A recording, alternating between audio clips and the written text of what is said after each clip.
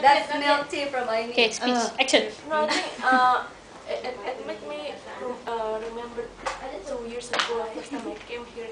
It was so scary, you know, like no friends. You have no idea what you're going to eat. Going to China. And it was very lonely until one day I think I saw Aimi in the church, and he was very rude.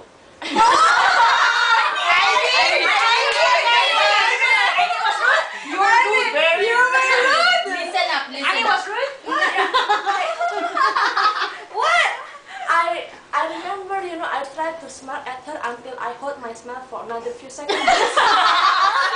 She still didn't respond. So. Hello! So rude! Yeah! But now she turned to be a very good friend. Then, she's slightly rude now. I mean, being in China is very tough, especially, you know, you're far from family. But, you know, this family here, this friends here make it very easy.